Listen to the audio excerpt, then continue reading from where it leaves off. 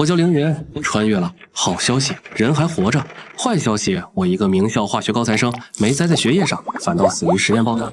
穿越后直接成了流犯，妥妥的地狱难度开局啊！车轮颠簸作响，狭小昏暗的车厢里挤满了麻木的流犯，衣衫破烂，眼神死寂，而我也是其中一个，即将被流放北漠。外面传来押送官粗暴的拍打声，他们给老子安静点！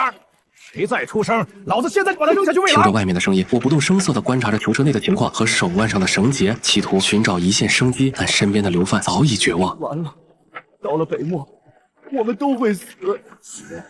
能痛快死都是造化，怕是想死都难。突然，囚车猛地停住，车门被狠狠拽开，押送官堵在门口，满脸嫌恶。呸！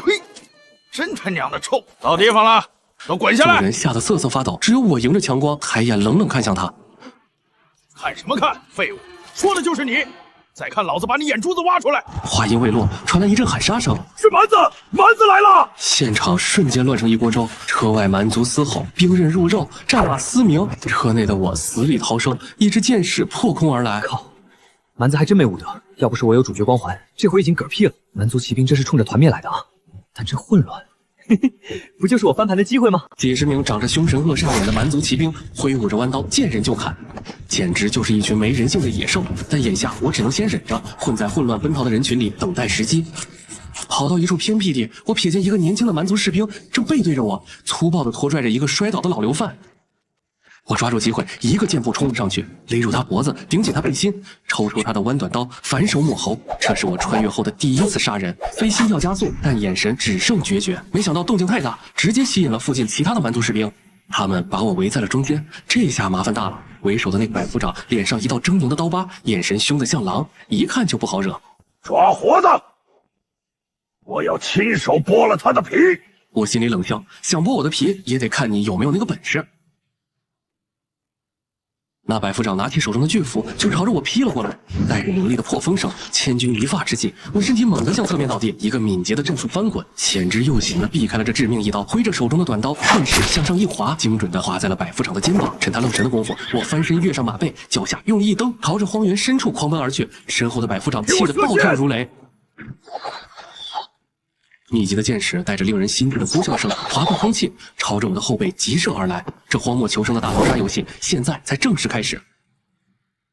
此刻我正玩命狂奔，身后全是蛮族骑兵的嘶吼，箭枝擦着我耳边飞过，狠狠钉在岩壁，碎石四溅。眼看要被追上，我一头扎进了一片枯死的胡杨林。我在枯树间疯狂穿梭，把追兵甩掉，直到喊杀声彻底消失，我才靠在巨树上大口喘着气，汗水浸透了我的衣服。我强撑着继续往前探，枯林深处死寂的吓人。突然脚边枯叶堆传来一阵窸窣声，我立刻拔刀戒备。谁？出来！一个身材魁梧、满脸憨厚的汉子探出头，吓得连连举手。别动手！我也是逃出来的，多谢好汉引开蛮子。原来他叫秦烈，也是流犯，刚才一直躲在叶堆里不敢动。好汉待我一个，俺知恩图报，你让俺干啥俺就干啥，这命都是你的。我打量他壮实的身板，这荒原独行，多个人多份力。跟着我可以，绝对听令，不然随时没命。听。肯定听！还没来得及高兴，我低头一看，腰间水带不知何时被划破，仅剩的一点水全漏光了。我抬头望向烈日灼烧的荒漠，还真是出师不利啊！此刻，我和秦烈正被困在无边无际的戈壁滩里，烈日把大地烤得发烫，空气都扭曲变形。我们俩嘴唇干裂，脸色发白，每一步都走得无比艰难。身边这匹马也快撑不住了，秦烈早就累得脱了力，声音哑得像砂纸摩擦。不行了，嗓子冒烟，眼冒金星。我也好不到哪儿去，可我不敢停。就在这时，我瞥见远处岩壁下有一片泛白的结晶，是焦土，我有救了。我强撑着拉过马，带着秦烈冲过去。没错，就是萧贤。我立刻让秦烈去找能装水的容器，越大越好。他虽然懵，却还是乖乖找来了破陶罐和深石臼。我把仅剩的一点浑水倒进陶罐，再把砸碎的硝石铺满石臼，最后把陶罐稳稳放在硝石上。秦烈凑过来，满脸疑惑：“好汉，这是做啥？白石头能变出水？”下一秒，奇迹发生了，陶罐外壁飞快结出白霜，罐口冒起寒气。秦烈吓得声音都抖了起来。结霜了！我端起陶罐递给他，他低头一看，整个人僵在原地，不敢相信里面的浑水竟然冻成了一块冰。神仙，你是神仙！这不是仙法，是知识。我内心腹诽，这波又给自己装到了。起来吧。秦烈拿起一块冰吃下，燥热瞬间消散，转头看向我的眼神已经是死心塌地的崇拜了。干渴，暂时缓解。我抬头望向远方，一眼就看到了地平线上升起的炊烟。秦烈，你看那边，烟，有人家，我们有救了！看着远处升起的烟，我没有秦烈的乐观。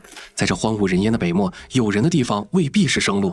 我们顺着炊烟一路找来，没想到这所谓的人家，竟是一片流犯聚集的破烂营地，几十号人面黄肌瘦，眼神里全是麻木警惕，还有藏不住的贪婪。这时，一个脸上带疤的头领就带着人走了上来。新来的懂不懂规矩？把马和值钱的留下，人可以滚了。遇到找事的，当然要比谁的拳头硬。我冲秦烈喊道：“秦烈！”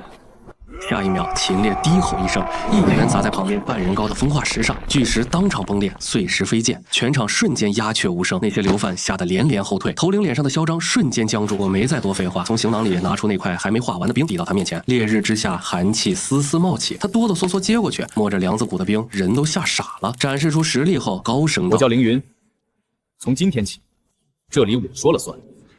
想活命，听我的；想找死，现在就站！”恩威并施之下，没人再敢不服。头领孙老三扑通一声就跪到我面前跪拜，其他流犯也纷纷向荣大人。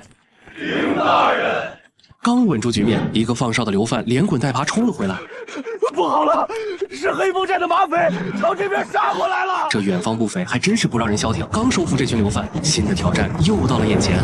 远处烟尘扬起，10余骑凶神恶煞的马匪呼啸而来，手里挥舞着明晃晃的弯刀。事态紧急，我立刻跳上飞骑马车，高声下令：女人孩子推到最里面的窝棚，所有男人拿上你们能找到的任何家伙，木棍、石头、削尖的木头，快！秦烈第一个响应，走到我身旁。凌大人的，不想死的就动起来！我快速指挥众人布置战术。孙老三，带人在那边挖浅坑，不用深，能绊马腿就行。其他人去扯那些坚韧的藤蔓做绊马索。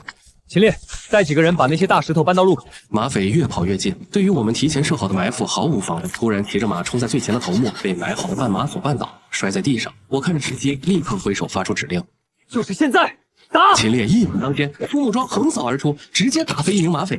我搭弓射箭，一箭精准射中一名马匪肩膀，对方惨叫着跌落马下，剩下的马匪吓得魂飞魄散，丢受伤的同伴狼狈逃窜，众人发出劫后余生的欢呼。秦烈和孙老三把马匪头目死死按住，很结实压到我面前。你们完了！知道我们黑风寨吗？我们二当家就在后面，他带着上百号兄弟马上就到，你们等死吧！远处烟尘四起，喊声如雷，上百骑马匪席卷而来。为首的独眼大汉手持鬼头大刀，气势骇人，绝望再次笼罩在整个营地。秦烈握紧手中木棍，大人，怎么办？硬拼必死无疑。我飞速盘算，只能赌一把火药了。我立刻下令：秦烈，带人把之前收集的硫磺木炭，还有制冰剩下的硝石全部拿来，快！孙老三，让你的人找些破布，要结实的，再找些空的皮囊或罐子。是，快！众人迅速把材料堆到我面前，眼看马匪越来越近，我按比例快速混合火药。我看着已经被吓得六神无主的流犯，听着，等我号令，点燃引线，用力朝马群最密集的地方扔，扔完立刻趴下。马匪已冲至近前，我看准时机，一声令下，扔出火药包，扔！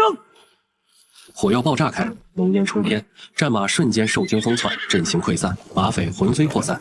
赢了，我们赢了。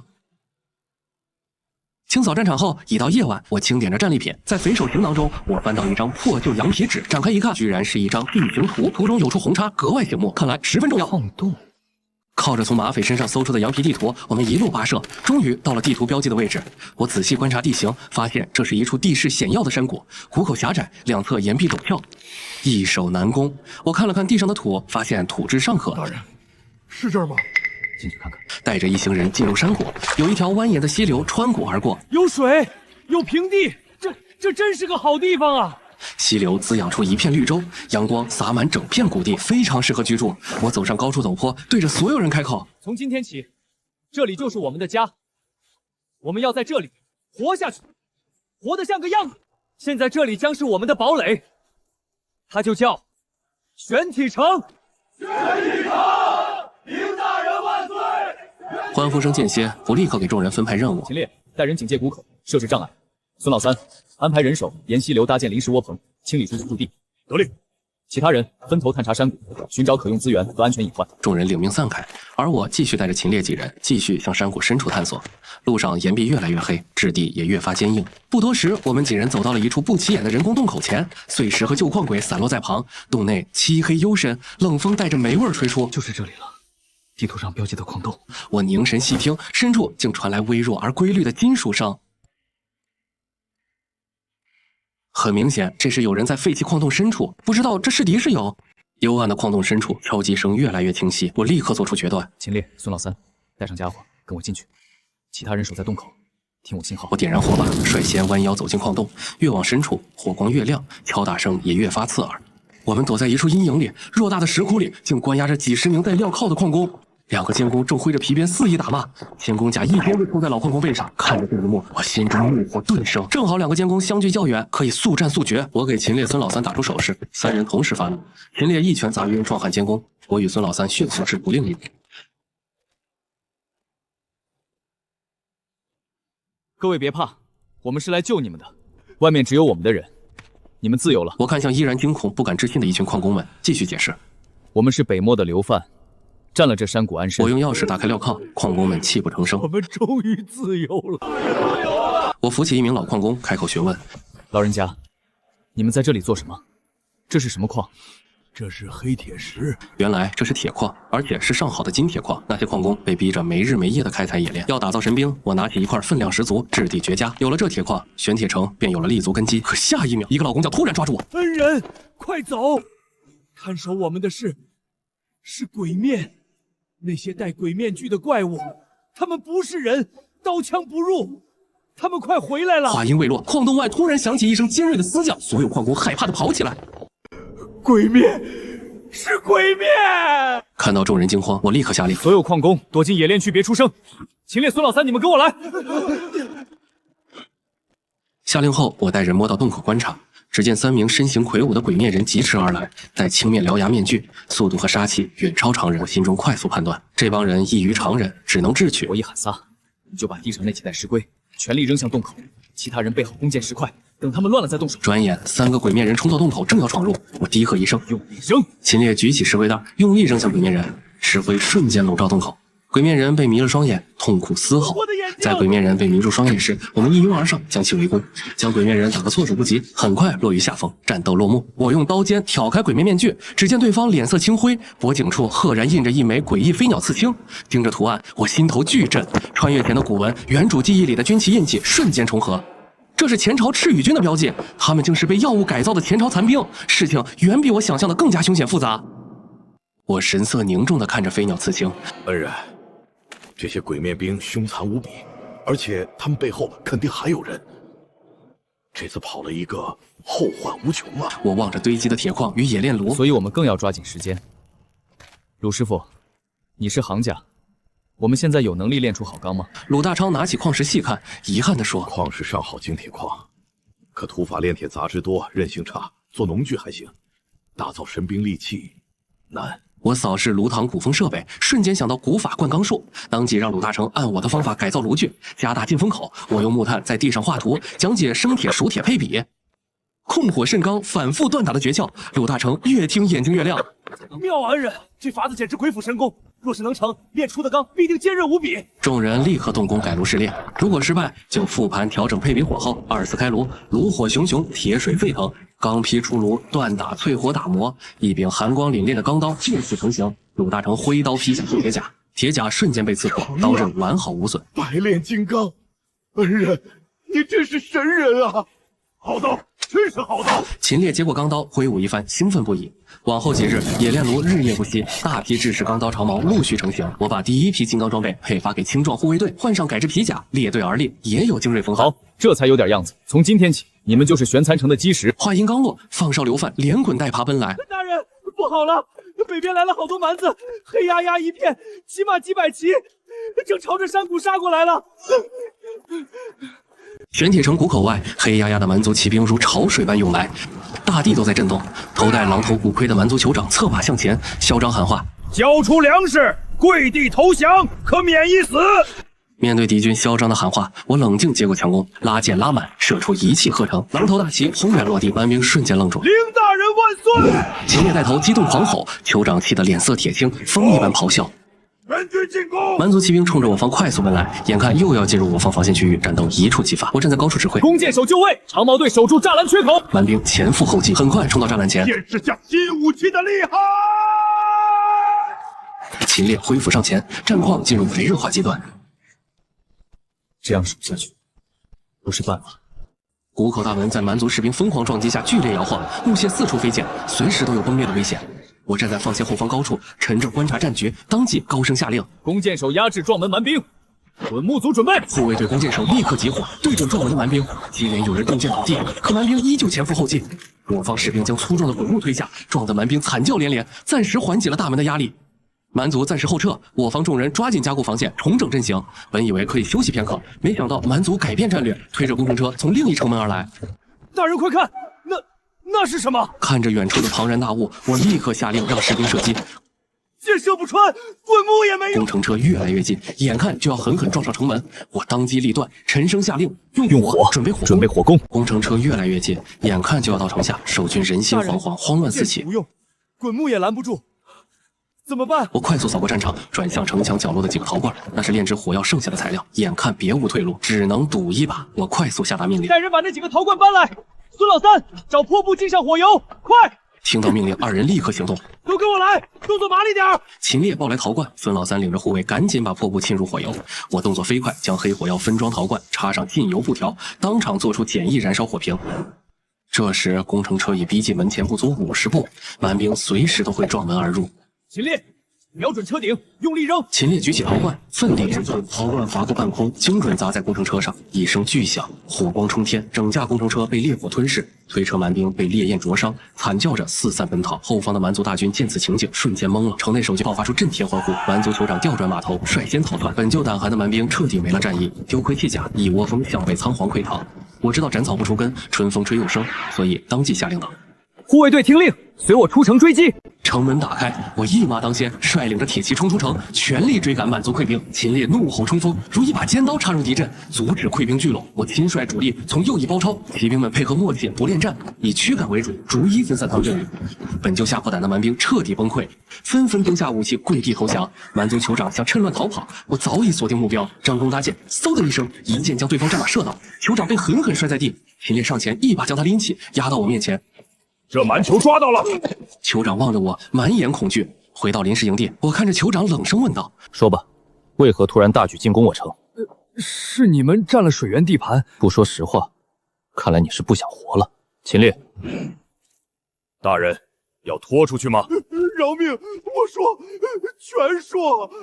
原来是前朝宇文大将军派人勾结蛮族首领，企图联手剿灭北漠所有势力。看着护卫搜出的金属信号筒，我面色凝重。鬼面死士，蛮族，前朝余孽，北漠这潭水比我想象的深太多了。议事厅内，我看着信号，烟火沉思。蛮族若是真和前朝余孽联手，北漠从此再无宁日。我看着众人说道：我们绝不能坐以待毙。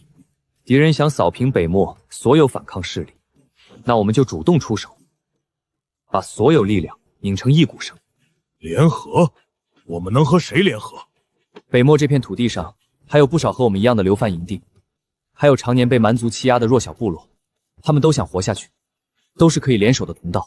大人英明，若是能聚拢各方势力共抗强敌，咱们才有一线生机。我起身走到北漠地图前下令，立刻派人带上我的亲笔信和掩体，分头联络周边3座流犯营地、2个弱小部落，告知他们3日之后来此会盟，共商北漠生存大计。我亲自去安排。转眼3日过去，各路势力风尘仆仆赶来，衣衫破旧，面带菜色，眼神里满是警惕和好奇。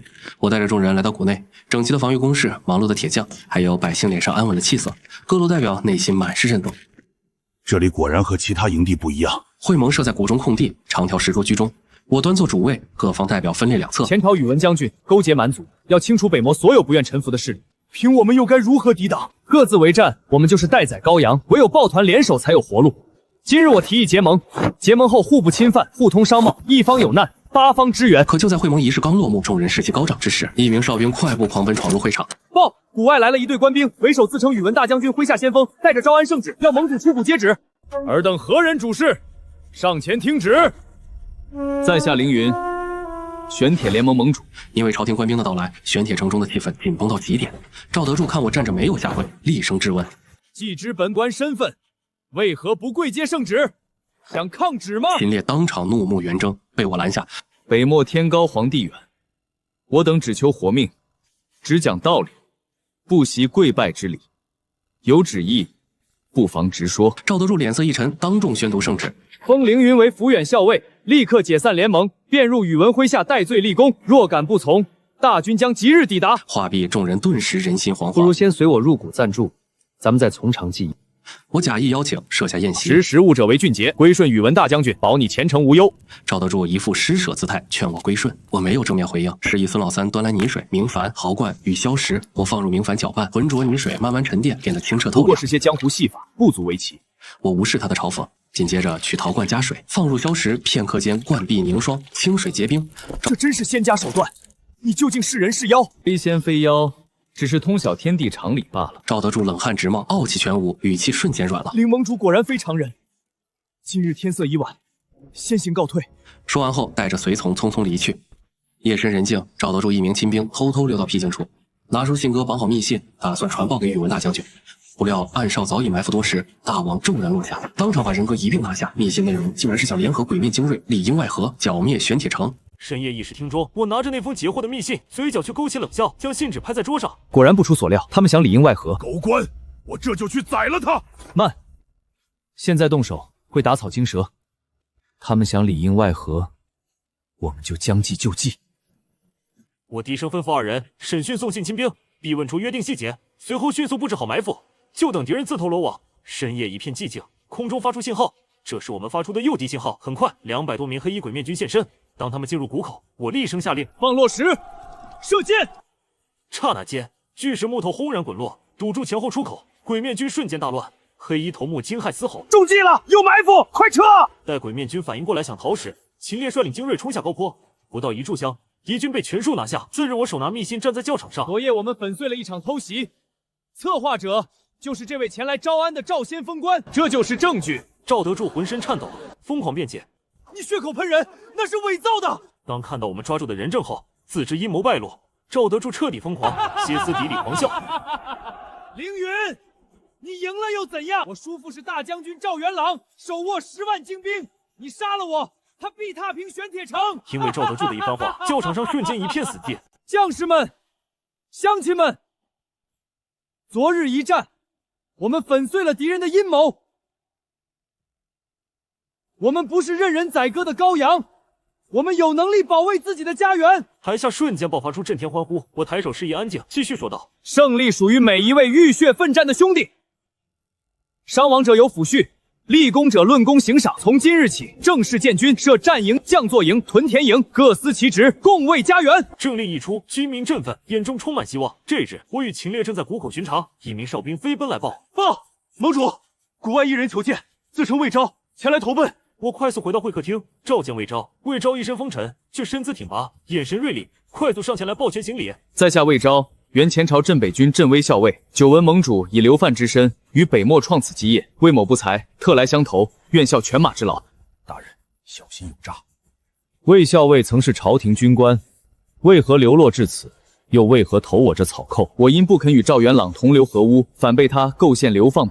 听闻盟主生擒赵德兵，久闻盟主以流犯之身于北漠创此基业，魏某不才，特来相投，成就大业。入夜，议事厅内，魏昭神色凝重，说出所知军情。盟主，赵元朗得知其侄死讯，大怒，已经集结了幽州精锐3万步匹赶来北漠，扬言要踏平玄铁城。3万精锐！我瞳孔微缩，面色依旧沉静，看来该来的终究还是会来。最新军报，赵元朗亲率的3万大军，前锋已过黑水河，距我城不足10日路程。敌军皆是边军精锐，甲胄齐全，粮草充足。此话一出，各部头领满是惊恐。凌盟主，这实力悬殊太大，不如暂且分散躲避。不可，一旦分散，必被各个击破。我静静看着争吵的众人，敌人是很强大，但我们就真的一无是处吗？诸位可还记得我们是如何用火药击溃蛮族工程车的？大人的意思是，赵元朗以为他面对只是流犯，这次我们要送他一份惊喜。今日起，集全城之力，我要打造秘密武器，此物若成，他3万大军，我让他有来无回。看着众人，我一一下达命令。鲁大成，即刻起，将作营全部人手，听我调遣。所需物资由孙老三保障。魏昭，末将在。城防布置和练兵由你负责。7日内要让城中布防固若金汤。末将遵命。我与众人来到将佐营中，我指着桌上的火炮图纸，对鲁大成和老铁将们叮嘱：关键有3：一是火药配比要精准；2是炮管必须足够厚；3内壁要尽量光滑。大人，这铁水浇筑的法子难免有杂质，恐怕看着满脸担忧的鲁大成，我语气坚定，拍了拍他的肩膀。所以我们得一次次试，记录每次的配比、温度、冷却时间，找出最佳方案。很快来到第一次测试的时候，众人将铁管固定好，点火后只发出一声闷响，炮口就冒起浓烟，实弹软绵绵的滚出，还真是出师不利。入夜，矿洞内的油灯依旧亮着，看着失败的火药残渣，我捏起看了看，找到了症结所在，硝石比例低了，燃烧不充分，调整配比。经过改进，第二次点火，火炮威力理想，但炮管硬度依旧不行，试验屡屡失败，众人皆是一脸愁容。铁质终究是差了些，恐怕不行了。鲁师傅，用这个，用最好的钢打造炮管。大人，这是给您打造配件的，现在它就是最好的炮管，立刻动手。再次改进后，第三次试验，一声巨响震耳欲聋，实弹射出，炸出一个大坑。鲁大成激动大喊：“成了！这次真的成了！”这次虽然炮管没有开裂，但配套支撑炮管的木架却裂开了。降座营内，我们围着开裂的木质炮架展开讨论。摸着裂纹，我沉吟片刻道：“要用熟铁打造支付架和铆结件，关键处包铁箍，底座加重增稳。”明白了，大人，我们连夜赶工。矿内再次响起密集的锻打声，工匠们全力以赴赶制铁木混合的加固炮架。次日，山谷深处的围着一干人等，满眼期待地看着这秘密武器。今日便让诸位见识下我们御敌的底气。点火！安静片刻，现场爆发出震天欢呼。有了这宝贝，还怕他3万大军？此物一出，战场格局将为之改变。一门还不够，鲁师傅全力赶工，能造多少造多少。是，大人。刚结束火炮的试验，一名哨兵匆匆赶来。盟主，紧急军情，征北军前锋骑兵5000已到100里外黑风隘，距离我们只剩5日路程。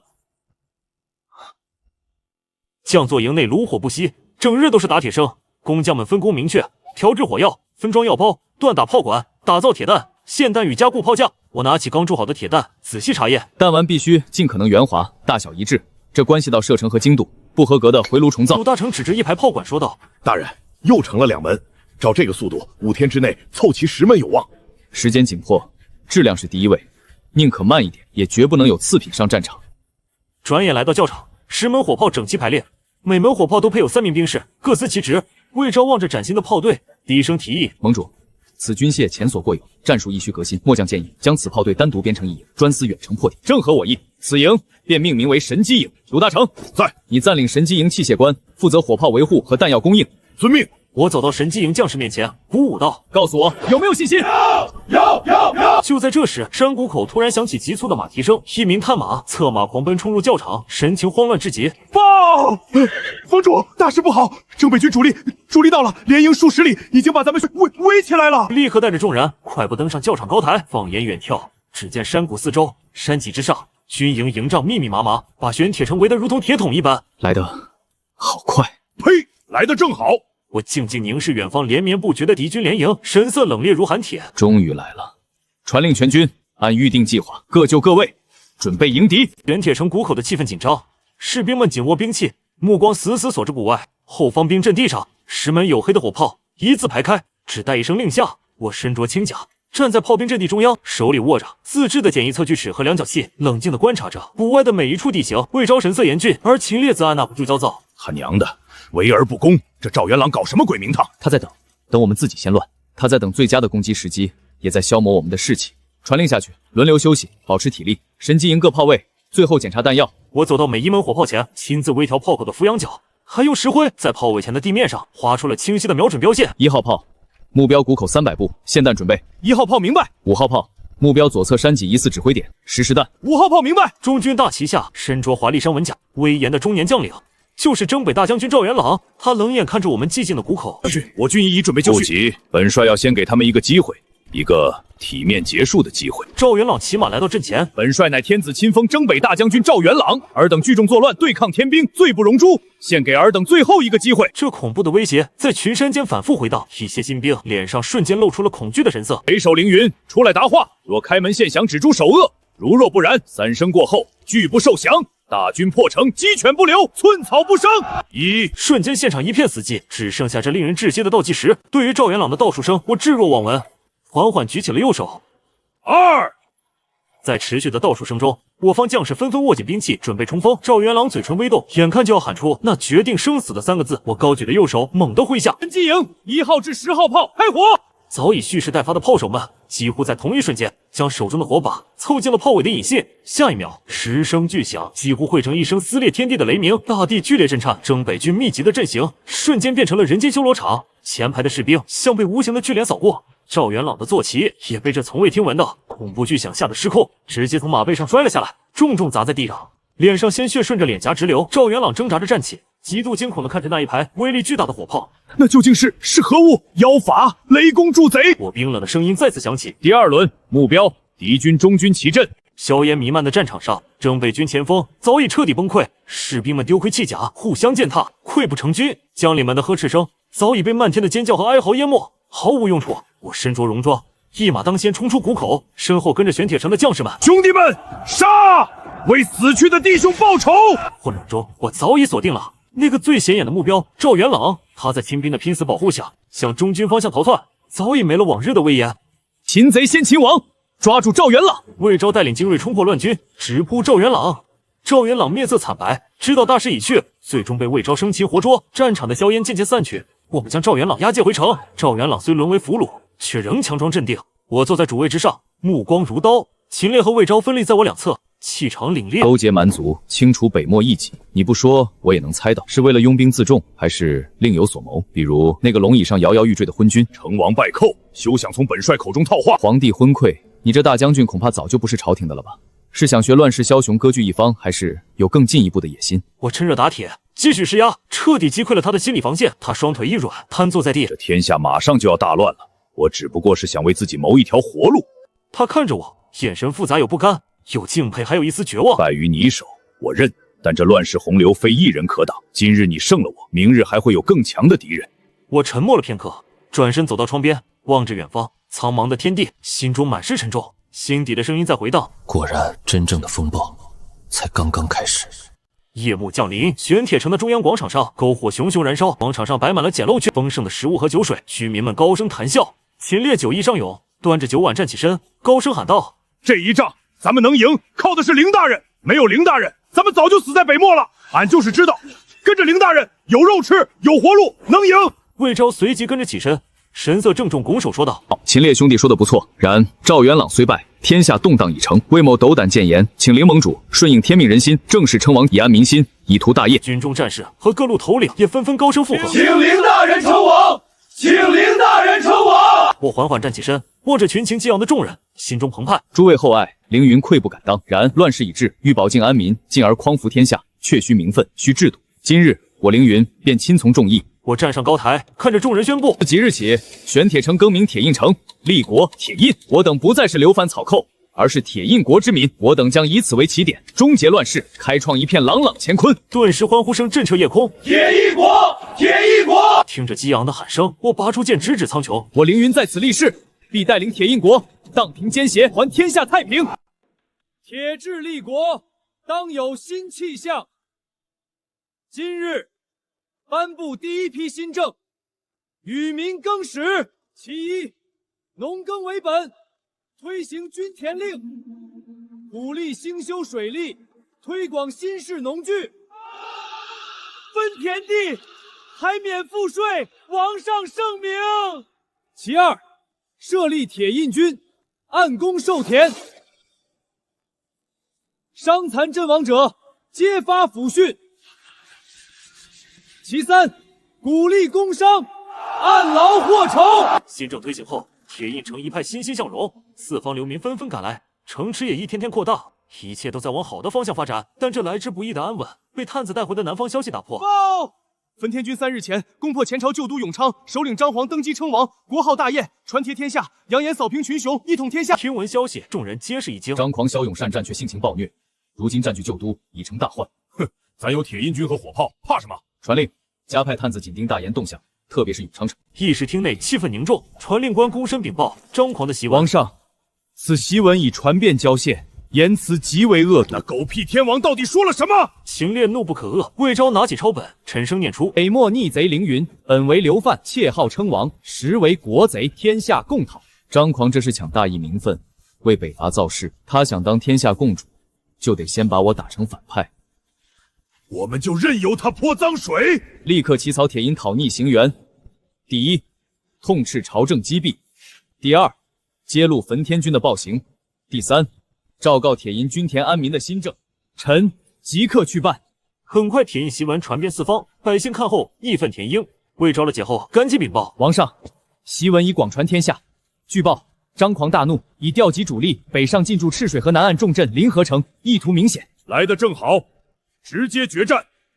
赤水河是南北咽喉，此战决定天下大事。传令，3日后，本王亲征，南下赤水，与张狂决一死战。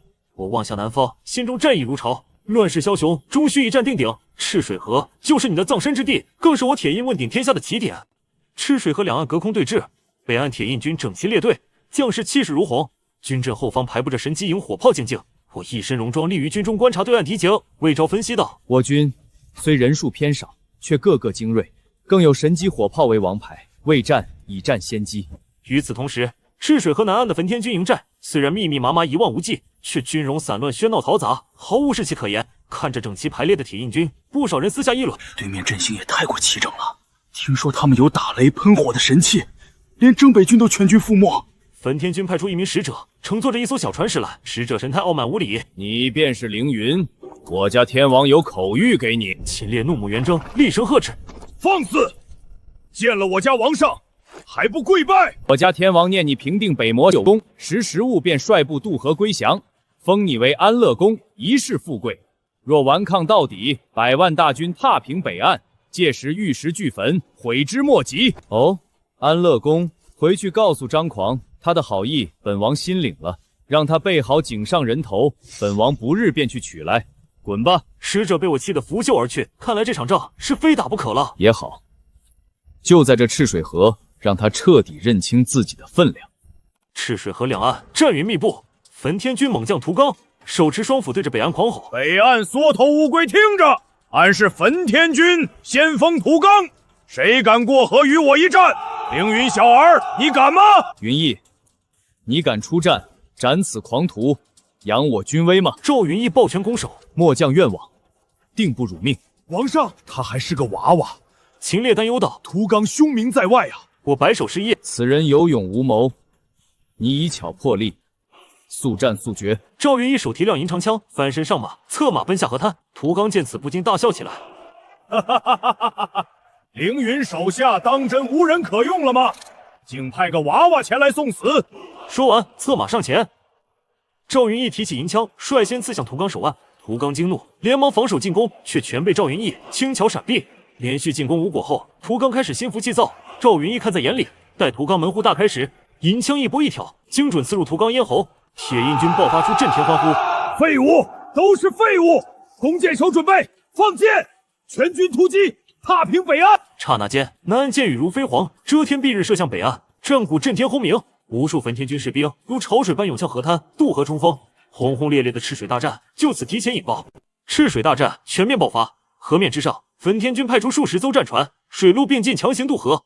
我方弓箭手奋力阻击，奈何敌船数量太多，不少战船已登上北岸河滩。魏昭在一旁沉着调度，指挥弓箭手齐齐瞄准，朝敌方战船之上的兵士倾力射击。而我驻守在赤水河上游北岸的隐蔽高地，静静注视着河面战局。身旁神机营士兵早已备好改装快艇，船上藏满火药与引火之物。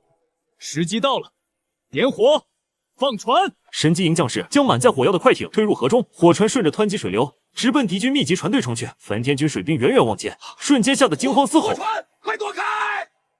可一切都来不及了，火药船狠狠撞上敌船，轰然连环炸响，火光冲天而起，木船碎裂，兵士翻飞，整段河面化作一片熊熊火海。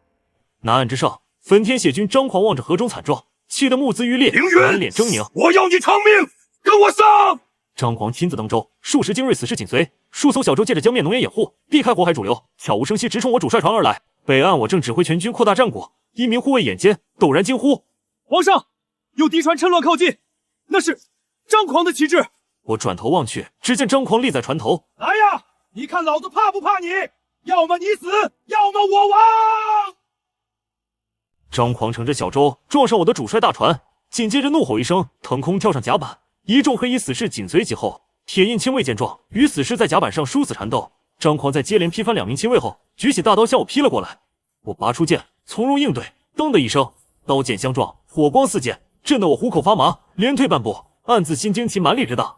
张狂处于上风，招招搏命死攻，逼得我连连后退，险象环生。我自知力量没不够，只能以灵巧身法配合近身闪避，每每在生死一线间避开致命攻击。久攻不下，张狂愈发焦躁，蓄力猛劈而来。我眼神一凛，不退反进，就是现在！侧身避过刀锋，近身手肘撞向他手腕。张狂手一麻，身体往后退。好刁钻的手法！我乘胜追击，一脚踢中他小腿胫骨。张狂吃痛失衡，闷哼一声，紧跟着再一个侧踢。张狂踉跄后仰，直接掉进水中。张狂在水中狼狈挣扎，头发散乱，状若疯魔。这场仗是你赢了，但你也要完了！看看你的身后，看看北岸！我闻声猛然转头，只见战场东北山谷之中，突然杀出一支装备精良的大军，旌旗上赫然印着司马与秦王字号，2万兵马浩浩荡荡直扑铁印军侧翼，意图合围包抄。正在乘胜追击的铁印军猝不及防，侧翼瞬间暴露，阵脚大乱。一名偏将慌忙奔来，神色惊慌禀报：王上，不好了，是镇西王司马峰的军队，他们怎么会突然出现在这里？镇西军阵前，司马峰身披银甲，面容阴鸷，望着我方混乱阵型，嘴角勾起一抹冷笑。就在镇西军主力快要冲出山谷完成合围之际，山谷两侧高地战鼓骤然轰鸣，魏昭黑甲长枪一马当先，率众杀出，数千早已埋伏待命的铁印精锐骑兵如神兵天将，从侧后方猛冲而下。司马峰，你的诡计早被王上识破！镇西军万万没想到后路竟有伏兵，瞬间军心崩溃，阵型被拦腰截断，首尾失联，乱作一团。我立于主帅船头，神色冷静，挥动手势调度全军。铁印主力迅速变阵，一部分清剿焚天残部，一部分调转枪头，配合魏昭骑兵，对混乱的镇西军形成两面夹击。司马峰左右突围，却已是败局已定。你休要得意，赤水河只是诱饵，真正的杀招在京城，在你的铁印老巢，此刻恐怕早已易主。张狂的落水反噬，司马峰的战场狂笑，满是恶毒的报复快意，回荡在赤水战场上空。一瞬间，京城朝堂、铁印城后方的一幕幕画面在脑海飞速闪过。原来从头到尾，赤水之战只是幌子，真正的致命阴谋早已袭向自家根基。夜色如墨，月色朦胧，铁印都城一片寂静。数道黑影如同鬼魅般悄无声息翻越高耸宫墙，潜入王宫内院。黑衣人首领打出手势，压低声音下令：直取凌云寝宫和机密库房，动作要快。可他们刚前行至重兵把守的机密库房外，正要发动突袭，四周突然火把齐鸣，火光瞬间将庭院照得如同白昼。秦烈手持巨斧，率领一队神机营士兵从暗处蜂拥而出，黑洞洞的枪口对准了入侵者。一人首领大惊失色，厉声喝喊：有埋伏！撤！秦烈猛地挥斧下令，放！神机营士兵扣动扳机，火柱瞬间喷出火光与浓烟，数名黑衣人应声倒地，其余人吓得魂飞魄散。审视穴内被俘的黑衣人首领，气息奄奄，脸上却浮现出诡异的笑容。我们只是率天教的先锋。率天教？什么鬼东西？前朝皇室血脉早已皈依我教，即将诛身。话音未落，黑衣人首领头一歪，气绝身亡，脸上依旧挂着狂热而诡异的狞笑。秦烈脸色凝重，跑出审讯室，对神机营军官下令：率天教，前朝余孽，快800里加急，将此事禀报王上，都城全面加强戒备，不许放过任何可疑之人。我率领大军凯旋，都城百姓夹道相迎，欢声震天。可我很快发现，不少百姓面色不佳，咳嗽不止，神情虚弱。我勒住战马，看向身旁魏昭，沉声问道：都城何时出现此等病症？为何没有及时禀报？魏昭面色凝重：皇上，此病来了蹊跷，郎中一时难以根治，染病之人日渐增多，臣正想向您禀报。我立刻下马，仔细查看病患症状，心中迅速判断，此病传播集中，发作迅猛，绝非寻常天灾，更像是水源食物被人恶意污染。我当即下令，立刻将病患妥善安置照料，全城水源、粮食全面排查，此事绝非偶然。根据线索，我们迅速锁定城西一处废弃宅院，我亲自带队前往。院内暗藏密室，几个身穿黑袍的人正将不明粉末倒入水中。我带人果断进入，迅速控制局面。为首一个身穿黑袍的干瘦男人见状惊怒：什么人敢闯此处？秦烈一步上前，厉声喝止。我查看粉末与关在笼子中的小动物，症状与百姓完全一致，真相已然明朗。当我们逼问解药与配方时，黑衣人阴恻恻地说：此事没有回头路，你们等着便是。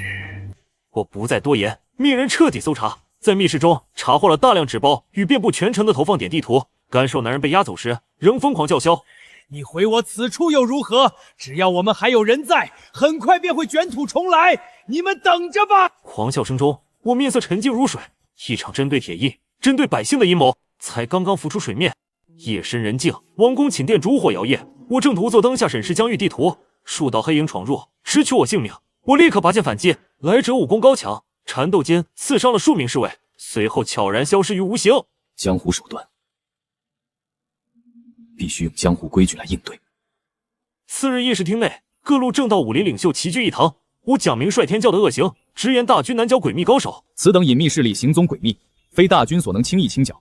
我有意设立盟会，请诸位武林泰斗共襄义举，推举贤能统领江湖力量，一同安定天下。众人早已听闻暗中势力作恶行径，纷纷议论。少林方丈玄慈缓缓开口：“阿弥陀佛，此辈倒行逆施，扰乱苍生。老衲愿率少林弟子助王上一臂之力，除乱安道，乃我辈本分，吾当义不容辞。”丐帮帮主声若洪钟大笑，最恨这种装神弄鬼、祸乱四方之徒，算俺老洪一个。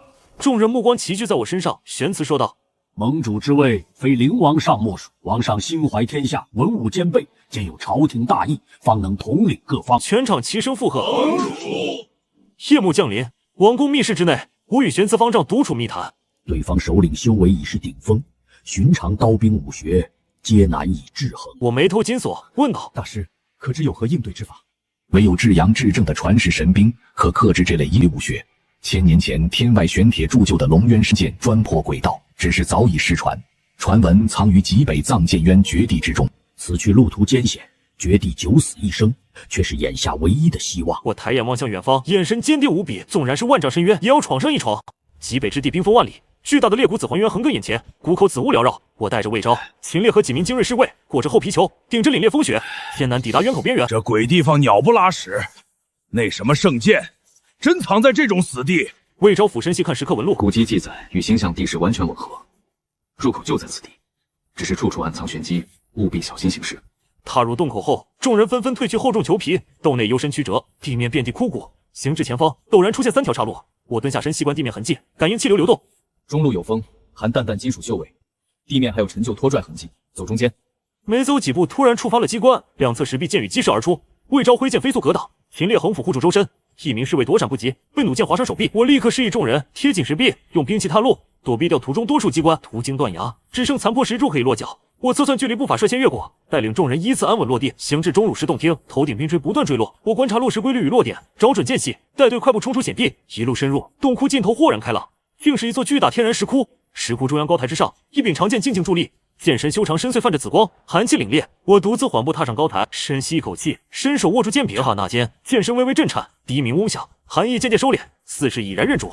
我运力缓缓拔剑出鞘，紫苑剑完全出鞘一瞬，紫光骤然大盛，照亮整座石窟，同时大地剧烈摇晃，洞顶巨石不断坠落，洞窟濒临崩塌。洞窟崩塌，愈演愈烈，我们在碎石间艰难闪避。突然，剑冢中央的寒潭轰然沸腾，水花狂溅，一条通体覆满紫鳞、头生独角的蛟龙状巨兽从潭中缓缓升起，庞大身躯几乎撑满整个洞窟。它树瞳冰冷如霜，死死锁定我手中的紫渊剑，低沉咆哮里满是敌意。巨兽张口发出震耳咆哮：“煽动神剑者死！”极寒吐息呼啸而出，地面瞬间凝结厚冰。我迅速侧身闪避，手中紫渊剑突然微微震颤，传来一丝温热。此兽是神剑守护者，关键必定在剑上。蛟龙再度扑来，带起劲风。我凭借灵活身法周旋，目光锁定蛟龙，发现其在攻击时，颈部下方有一小片鳞片，颜色偏浅，且动作受水汽影响。用巨石砸向寒潭，制造水雾。秦烈立马会意，抱起一块巨石，奋力砸入寒潭，激起漫天水花。魏昭带着侍卫从侧翼佯攻，死死牵制蛟龙视线。趁蛟龙被水雾干扰，视线受阻的瞬间，我将内力尽数注入紫渊剑，剑身蓝光暴涨，凛冽寒气席卷全场。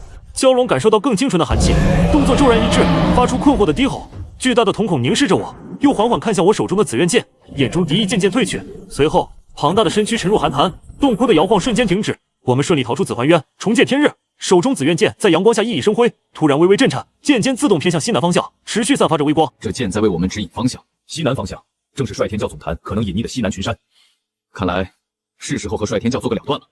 夜色笼罩西南群山，一处瘴疠幽谷雾气翻涌，诡异浓稠。我率领平魔盟精锐、神机营小队悄然抵达，腰间紫渊剑在鞘中隐隐低鸣震颤，剑心感应到前方滔天邪气，自发示警。先锋探路回报，谷口虽有教徒巡逻，却眼神空洞，身形僵硬，一举一动如同被操控的提线木偶，诡异至极。情形诡异，无需再隐匿行踪。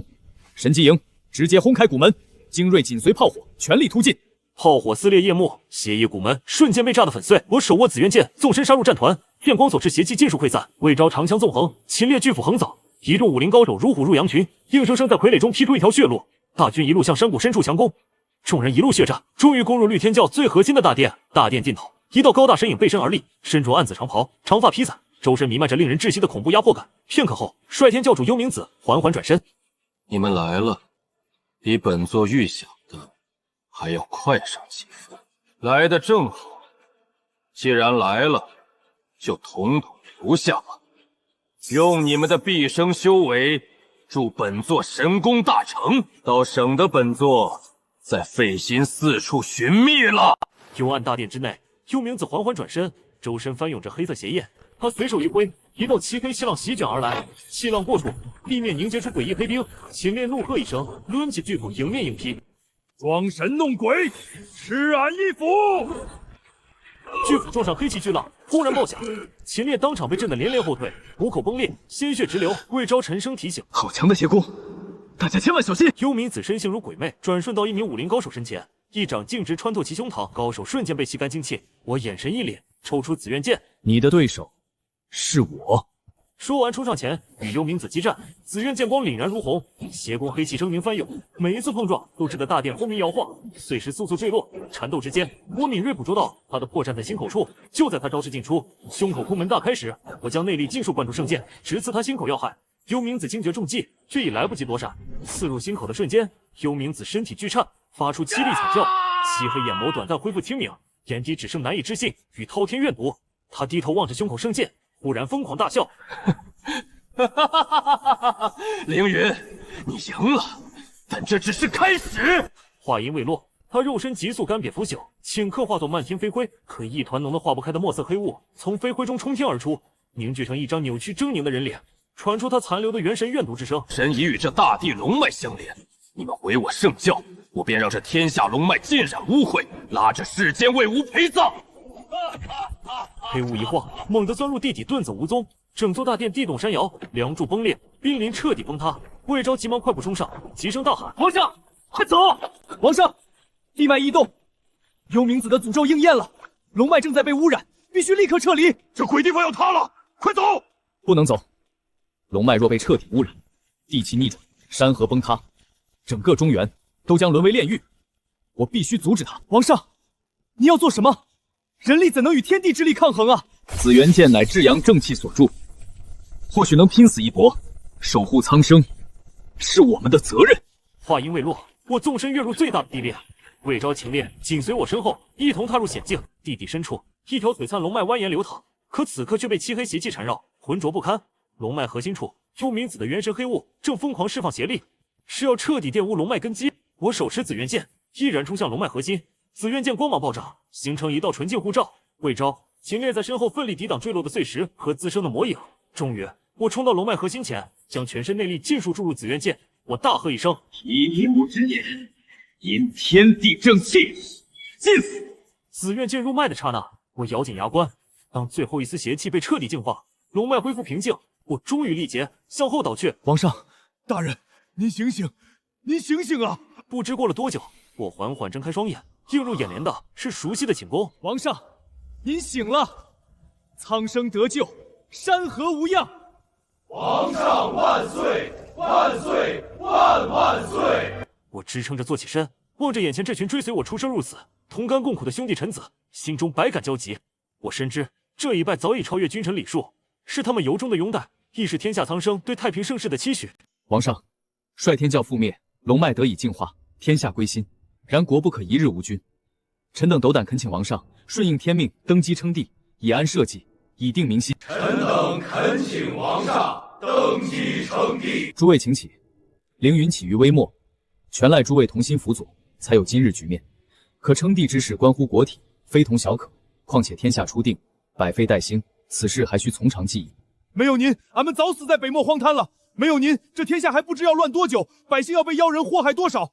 这皇帝之位，除了您，谁有资格做？俺老秦第一个不服。是啊，王上，您推行均田免赋，让百姓安居乐业；您亲闯兵渊，舍身静脉，铲除邪教，拯救苍生，这是天意，是民心所向啊！众臣再次叩首，长跪不起，一遍遍恳请，态度无比坚决。既然天意如此，民心所向，凌云从命。陛下万岁！满殿臣子齐齐叩首，声震殿宇。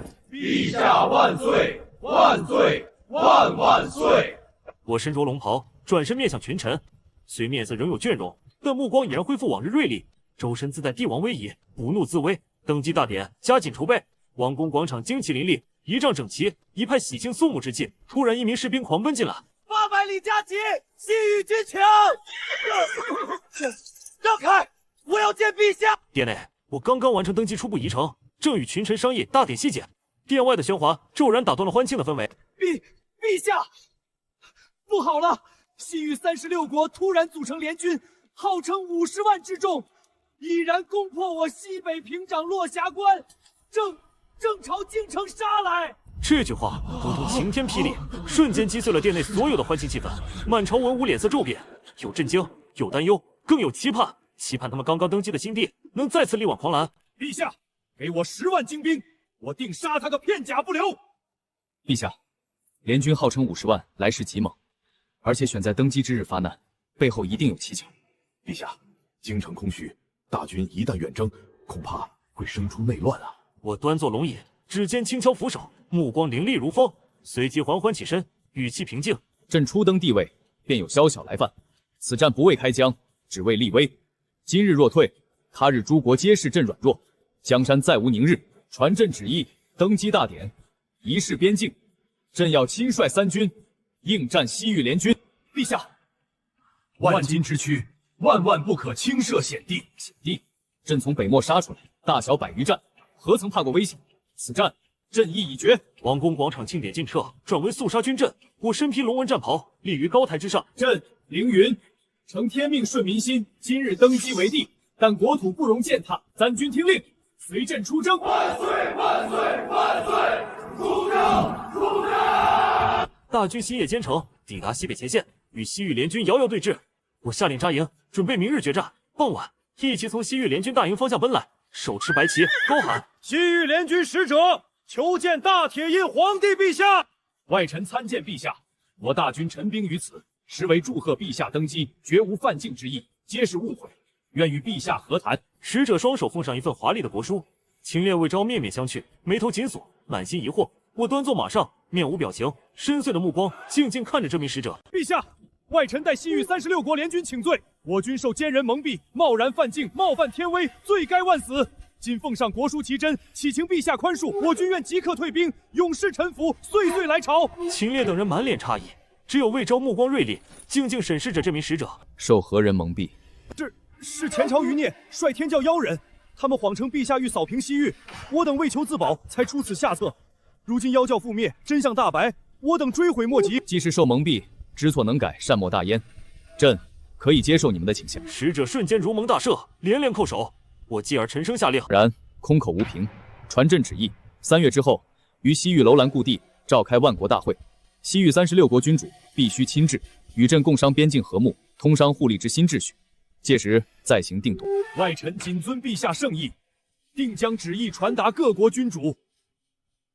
退下吧。使者再度叩首，恭敬倒退着离开了军营。陛下圣明，恩威并施，不战而屈人之兵。此战若开，纵使必胜，也劳师伤财。如今兵不血刃，令西域臣服，陛下威德定将传遍四海。我走到江玉图前，目光深邃，转头问他：魏昭，你以为他们真正怕的是什么？自然是怕我铁印冰封之锐，尤其是火炮之威。火炮可破城，可杀人，却难以真正征服人心。他们今日畏惧火炮而臣服，来日若遇更强兵锋，亦可叛我。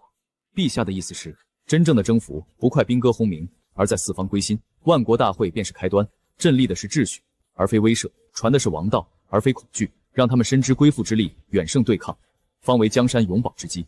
3月后的楼兰将是一个全新的开始。另一边，使者返回西域联军大营，向统帅如实禀报：这位铁印皇帝年纪虽轻，但气度非凡，深不可测。他给了我们台阶，传令下去，即刻退兵，筹备万国大会事宜。号令之下，西域联军井然有序，缓缓撤离了边境战线。西域楼兰故地，万国大会隆重召开。我端坐主位，西域36国君主齐聚一堂，神色各异，有恭敬，有审视，也有不以为然。我当众提出通商、睦邻、共御外侮的盟约，多数君主表示赞同。这时，乌孙国王起身试探发问：“陛下主张甚好，可惜欲拒中土万里，盟约如何长久？莫非要靠火炮威慑？”会场气氛瞬间变得微妙，我淡然一笑：“国王所虑不无道理，沟通之难，朕已有解决之道。”我示意魏昭，工匠立刻抬上一张长桌，摆放铜线、磁石、木架。我走到桌前开口：“此乃磁旋之术。”工匠将磁石固定，小磁石竟凭空悬浮，缓缓旋转，全场哗然。各国君主惊得纷纷起身，直呼天神降世。紧接着，工匠又抬了2个木箱，我朗声道：“此乃顺训之器。”一边摇柄，另一边指针同步摆动，滴答作响，瞬间传讯：“西域昌盛，万国安康。”对方回讯：“陛下万岁，铁印永固。”万里传讯，瞬息可达。这不是先法，是格物致知之礼。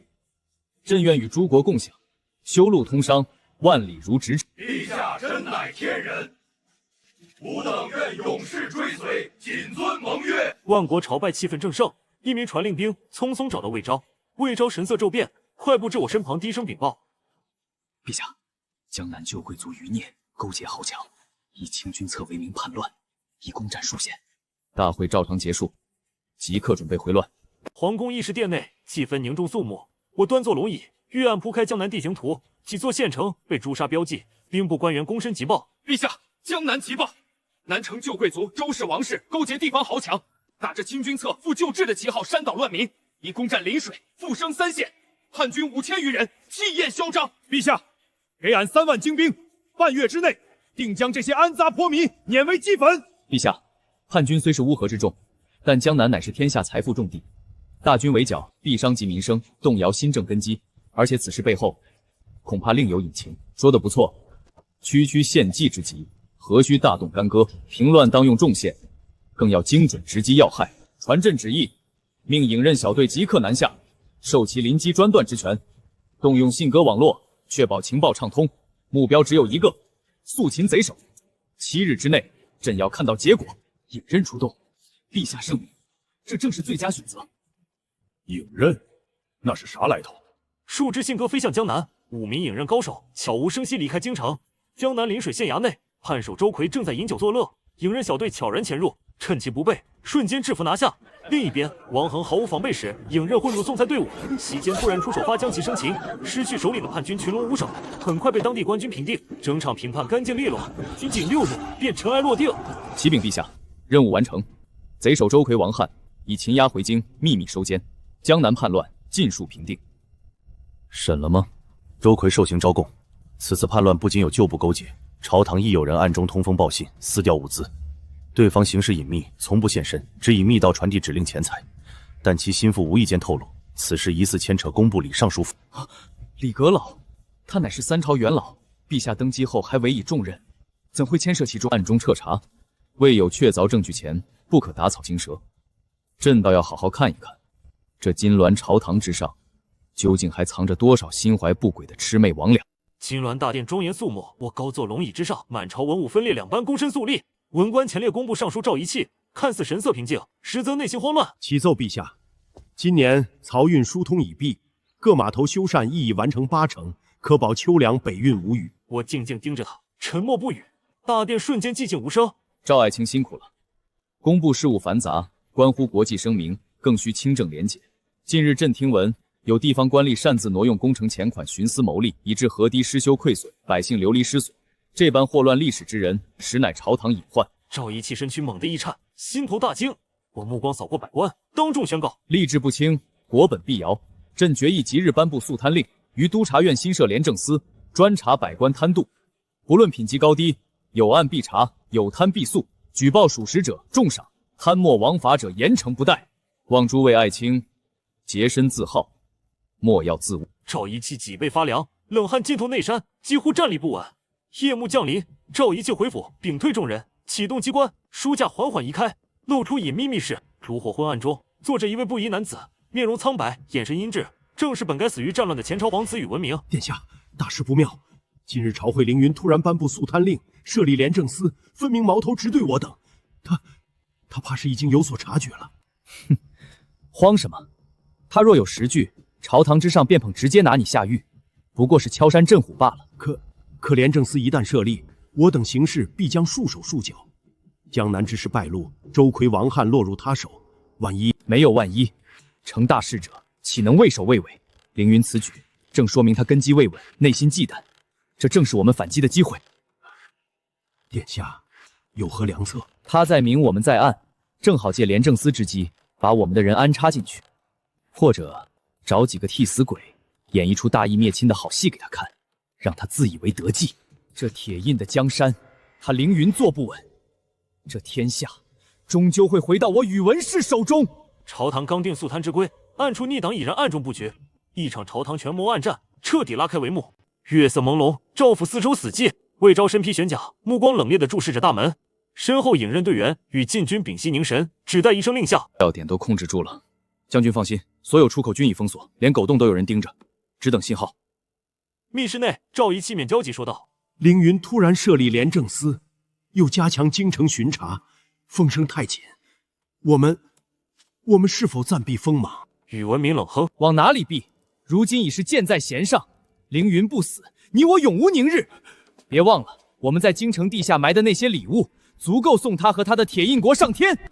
可如何近身？皇宫守卫森严，明日太后寿宴，百官朝贺，便是最佳时机。我已买通内宴，可将死士为号，内外加击舞，你只需在宫外接应。一旦事成，趁乱打开几处关键火药埋藏点的机。”赵仪期握拳，咬牙说道：“好，就依殿下之计，成败在此一举。”赵府后门打开，宇文明闪身而出，刚走几步，四周突然火把大亮，两侧墙头瞬间涌出无数禁军。宇文明，等候多时了。与此同时，赵仪期也被一同拿下。说，火药埋在何处？宇文明被锁在刑架上。魏大将军，引爆机关如何解除？急什么？黄泉路上有你们作伴，不亏。此时，影刃队员急报传来，魏昭脸色骤变，丢下一句看住他，便冲出地牢。废弃水道入口处，火把通明，工部官员神色惶恐。主要埋药点就在这下面，但结构复杂，岔路极多，那也得进去啊，总不能等着炸吧？我快步走来，陛下，您怎么来了？此地危险。图纸给朕。我恍若未闻接过图纸，没时间了，朕亲自下去。说完，我拿起火把，毫不犹豫钻入狭窄黑暗的入口。魏昭带领精锐紧随其后。地道内阴暗潮湿，空气中弥漫着刺鼻的火药味。众人穿过岔路，前方洞窟中央堆积着数十个火药桶，引线已被点燃。我来不及思考，抽出匕首，稳准狠地横向一划，切断外部包裹层，再挑断内部新线。我知道眼下危机暂且化解，但朝堂潜藏的坚定毒瘤更加致命，也到了该彻底清算的时候了。1年后的铁印京城，永昌街车水马龙，街道宽阔整洁，公共马车按固定路线行驶，秩序井然。热闹的茶馆内，我身着文士长衫，与扮作商人的魏昭低调喝茶。说书先生正讲着，茶客激动插话：“皇上是真龙天子，带着俺们过上好日子了。可不是，都是皇上的恩德。”魏昭听到后低声微笑：“民心所向啊。安居乐业是根本，但还不够。”宫房内，鲁大成躬身禀报：“陛下息怒，蒸汽之力，原理虽已泯息，但密封材料强度难关重重，尤其是气缸密闭性，屡试不成。蒸汽机是未来工业基石，以如今技术自然更加困难。集中力量，优先攻克气光密封和锅炉效能。3个月内，朕要看到能稳定运行超过1个时辰的样机，明白吗？臣等领旨，必竭尽全力，不负圣望。皇家科学院工房内，气氛紧张而忙碌。巨大的工作台上散落着金属零件与图纸，中央的蒸汽机原型机已初步组装完成。我身着简便的龙纹长服，手上沾满油污，正仔细检查气缸与活塞的连接处。鲁大成沙哑的汇报：“此处密封面片已换上耐热胶石，但压力测试时仍有泄漏。”我沉思片刻后说道：“胶石受压后回弹不足，试试双层结构，中间加一层薄铜片，增加刚性。锅炉的进风口和烟道比例再调整一下，确保燃烧充分稳定。”随后，我与工匠们围在机器旁进行紧锣密鼓的测试。面对一次次的失败，我却冷静地让大家记录数据，分析原因。油灯下，我与鲁大成进行激烈讨论。地上扔满了废弃的草稿。经过无数次失败调整再测试，终于工房内所有人屏息凝神。鲁大成的手有些颤抖，深吸一口气喊道：“启动！”工匠搬动主阀门，高压蒸汽涌入气缸，推动活塞带动飞轮。起初有些滞涩，但很快飞轮开始平稳地旋转起来，机器发出低沉而有力的轰鸣声。陛下，成了，我们成功了！是啊，成功了。这轰鸣声将改变一切，一个全新的时代要开始了。铁印国东海市博斯码头，人声鼎沸，数艘高桅深舱的远洋帆船缓缓靠岸。我身着长服，在魏昭等人的护卫下站在高台。藩邦使者卡米尔在通译陪同下走下跳板。尊贵的大人，我等来自遥远的卡斯利亚王国，特来拜谒贵国伟大皇帝，通商消好。皇宫内，卡米尔双手奉上礼物。伟大的铁印大皇帝陛下，特备薄礼，愿与贵国永世通好。随即，我便示意回赠精美的瓷器丝绸与茶叶。卡米尔眼中闪过贪婪，继续示意随从抬上几个木箱。此乃新大陆所产作物，耐贫瘠，产量极高，可充粮备荒。看到此物，我低声吩咐农官仔细收好，即刻交由皇庄示众，详录其姓。入夜后，卡米尔二人在驿馆庭院内低声交谈。为何将那些高产的种子轻易送出？胡安，你目光短浅，用这些种子换取通往这个富庶帝国大门的钥匙值得。更何那几个城邦据说出现了可怕的黑死病，瘟疫正在蔓延，我们必须找到新的土地和财富，早做打算。上帝啊，那瘟疫会不会？但愿不会传到这么远。但现在我们必须牢牢抓住铁质这条线，这里富足安定，是我们最重要的后路，明白吗？暗处的影刃暗叹，将二人对话尽数听完后，悄悄离去。御书房内烛火通明，气氛凝重的让人喘不过气。影刃少探如实禀报所得消息，西洋货已有意流传。太医院院使大惊：陛下，此乃古今第一凶疫，若其东传，后果不堪设想。魏昭附和：陛下，是否应立即封锁海陆关口，严禁一切西来船只人员入境？我沉默良久后说道：赌不如输，闭关自守非上策，更使我天朝气度。朕既知此事，岂能坐视西方生灵涂炭？朕要派仁安号团队西渡抗议。数月间悬挂仁安旗的船队抵达西方，铁印医官毅然上岸安排救援，每人穿着防护装束，设立隔离区，撒石灰消毒，熬着汤药救人。一位孩童在服下汤药后奇迹般好转，其亲人跪地痛哭感谢。消息传开，当地民众从最初的敌视转为深深的感激，主动配合。3年后，太和殿前举行盛大典礼，数位西方国王身着华丽礼服，恭敬立于下方，激动地高呼：“您不仅是铁印的皇帝，更是西方世界的救世主！我等诸国谨尊铁印为天朝上国，愿永世修好。”铁印百姓爆发出自豪的欢呼。天下百姓皆朕子民，扶危济困乃天朝本分，愿自此四海升平，共享安康。太和殿内金碧辉煌，庄严肃穆。我身着12张文衮服，头戴12流冕冠，端坐于9龙金漆宝座之上，神情威仪赫赫。大殿之下站满了肤色各异、衣着隆重的各国使节，向我行3跪9叩大礼，并虔诚地献上国书与琳琅满目的珍稀贡品。平身。今日万邦汇聚，共襄盛举，实乃千古未有之盛事。然天下之大，非一族一国可独善其身，战乱纷争皆是我等人类共同的敌人，唯有携手同心，方能共享太平。故朕宣布，即日起成立天朝共荣盟约，凡盟约成员当遵循互不侵犯、公平贸易、互助抗疫、记忆共享4大准则。铁印愿为盟约基石，与诸国一道，开创万世太平。通译将话语传遍大殿，各国使节爆发出热烈响应，齐声高呼：“愿永奉天朝为盟主！”欢呼声久久响彻大殿。我站在权力的顶峰，平静地接受着万国的拥戴。御书房内，我端坐案后，目光沉静地注视着林晨。这孩子年满16，眉目间已有几分我的影子，只是眼神里还透着些许稚嫩。我语重心长地说道：“晨儿，你已年满16，文韬武术，太傅皆言你已通晓。然为君之道，不在书本，而在民间，你可知晓？”林晨躬身回答：“儿臣谨记父皇教诲，读万卷书，不如行万里路。治理天下，当知民间疾苦。”陛下，臣儿毕竟年少，是否再等2年？玉不琢不成器，朕命你为钦差，赴淮南道滁州任观察使。数月间，凌晨微服私访，依法处置欺压百姓的小吏，面容逐渐清瘦，眼神却愈发沉稳。深夜滁州电闪雷鸣，属官和刺史浑身湿透，惊慌冲入。刺史声音颤抖：“大事不好！上游连降暴雨，淮水暴涨，已超警戒；下游3县河堤恐难支撑，若溃堤，数10万百姓危乃。”奏报朝廷，快马加鞭。但远水难救近火，即刻起，滁州全境进入紧急状态，立刻组织衙役驻军，动员青壮，上堤抢险，开官仓，设粥棚，安置灾民。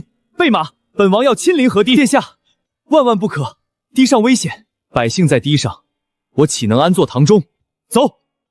暴雨倾盆，电闪雷鸣，淮河水位暴涨，浑浊的河水不断冲击着单薄的河堤，堤上民夫和官兵正冒着生命危险加固堤防，下游百姓惊慌失措，哭喊声不绝于耳。太子浑身湿透，所以早已不起作用。在侍卫和官员的簇拥下，凌晨登上最危险的堤段，民夫看到后惊呼出声：“是太子殿下！殿下亲临大堤了！”滁州刺史出来劝阻：“殿下，此处太危险，您快回城吧。”堤在人在，本王与诸位同在。刺守立刻将人分作3队，一队继续加固堤防，重点防护薄弱处；2队组织百姓有序撤离，老弱妇孺优先；3队准备沙袋木桩，随时应对险情。数日间，凌晨亲自指挥民夫打桩固堤，泥浆溅满衣袍，巡视灾民安置点，设立临时衣棚，严惩囤积居奇的奸商。暴雨间歇堤坝保住了。我手中拿着凌晨从滁州发来的详细救灾报告。好，临危不乱，调度有方，处置得当。更难得的是这份体恤之心。晨儿，此次历练，你真正长大了。随后我提起御笔，铺开一张空白的明黄诏书，蘸满朱砂，郑重地写下4个大字：传位诏书。我知道以现在太子的能力，已经可以接替这个位置了。太和殿盛典肃穆，文武百官分列2侧。今日大朝，朕有要事宣告。我拿起诏书，朗声宣告：朕自北漠起兵，承天受命，安定海内，至今20载，赖将士用命，而成今日铁金盛世。然天下乃万民之天下，帝王之本在社稷永立，早已堪当安康。朕自凌晨仁孝尧舜，开千古新风，禅位于太子。凌晨急忙上前跪倒叩首：父皇，儿臣年幼德薄，岂敢担此大位，请父皇收回成命。文武百官亦齐齐跪地劝陛下三思。我抬手示意安静。朕意已决，你接过的不只是皇位，更是一个时代的重任。这江山交于你，朕放心。往后朕与你母后退居太上皇，必立万里山河，远赴海外。随后我牵起皇后之手，缓步走出太和殿，文武百官跪地相送。岁月流转，新帝凌晨勤政纳谏老臣，尽心辅政。铁笼蒸汽火车驰骋平原，汽笛响彻山河。蒸汽铁甲巨舰扬帆远航，威震四海。工厂林立，土豆玉米丰收遍野，万国通商络绎不绝。而我与皇后不依简从泛舟，西湖漫步江南，远离朝堂纷扰，万里江山锦绣如画。铁印盛世绵延不绝，千秋基业代代传承。东海之滨暖阳浮岸，海浪轻拍沙滩，僻静小渔村脸。老榕树下白发苍苍的我，静坐青石之上，一群稚童围坐身旁，乖乖托着腮，听得格外入神。不远处渔民修补渔网，偶尔望向榕下，孩童满眼好奇追问：老爷爷，后来凌云皇帝平定天下之后，又发生了什么？他是不是一直住在金轮殿，做天下最厉害的人？后来啊，他并没有止步于帝王宝座，他把江山禅让给年轻有为的新君，带着皇后走遍铁阴万里河山。看过江南烟雨，踏过塞北风沙，饮过西域美酒，听过南海渔歌，亲眼见证百姓安居，也见过工匠造出自行奔跑的铁马，跨海航行的铁船。孩童满脸惊叹：铁马、铁船，也太神奇了吧！故事讲完，孩子们依旧意犹未尽，孩童天真感慨：老爷爷您懂得这么多，好像亲眼见过一样。是啊，都见过。天下辽阔无边，世间的故事永远都讲不完。就在这时，海平线上一点黑点缓缓浮现，渐渐放大。一艘巨型远洋宝船破浪而来，钢铁船身流线威武，是前所未有的蒸汽风帆巨舰，气势恢宏。快看，好大的船，从来没见过这种大船。孩子们纷纷起身，激动望向大海。我抬头望去，眼底燃起如同少年一般奔赴新征程的热切与期待。一代传奇落幕，但会有下一个传奇被书写。